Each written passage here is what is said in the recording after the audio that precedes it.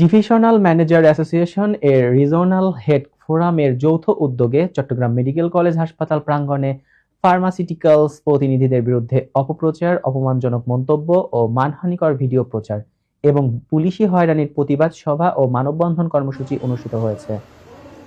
আজ সকালে মানববন্ধন কর্মসূচিতে সভাপতিত্ব করেন ডিভিশনাল ম্যানেজার্স অ্যাসোসিয়েশনের সভাপতি মোহাম্মদ ইমরান হোসেন তালুকদার। মানববন্ধনে প্রধান অতিথির বক্তব্য রাখেন রিজিওনাল হেড ফোরাম চট্টগ্রামের সভাপতি হুমায়ুন কবির। বক্তব্য দেন ফোরামের প্রধান উপদেষ্টা মোহাম্মদ শাহাবুদ্দিন, সহসভাপতি আহসানুল হক শামীম, সাধারণ সম্পাদক রেজাউল করিম, সাংগঠনিক সম্পাদক আব্দুর রাজ্জাক সহ অন্যান্যরা। বক্তারা বলেন, ফার্মাসিউটিক্যালস কোম্পানির প্রতিনিধিদের অপমানজনকভাবে দালাল বলে হেয় প্রতিপন্ন করা, সামাজিক যোগাযোগ মাধ্যমে বিভ্রান্তিকর ভিডিও প্রচার এবং ঢাকা মেডিকেল কলেজের প্রশাসন এবং পুলিশ প্রশাসনের যোগসাজশে উদ্দেশ্যপ্রণোদিতভাবে পুলিশ দ্বারা অন্যায় গ্রেপ্তার ও হয়রানির ঘটনা পুরো পেশাজীবী সমাজকে ক্ষুব্ধ করেছে, যা অত্যন্ত দুঃখজনক ও নিন্দনীয়। এ সময় সমাবেশ থেকে অবিলম্বে মানহানিকর বক্তব্য প্রত্যাহার, বিভ্রান্তিকর ভিডিও অপসারণ, দোষীদের বিরুদ্ধে আইনানুগ ব্যবস্থা গ্রহণ এবং ভবিষ্যতে কোনো ফার্মাসিউটিক্যালস কোম্পানির প্রতিনিধি বা কর্মকর্তাকে হয়রানি না করার জোর দাবি জানানো হয়।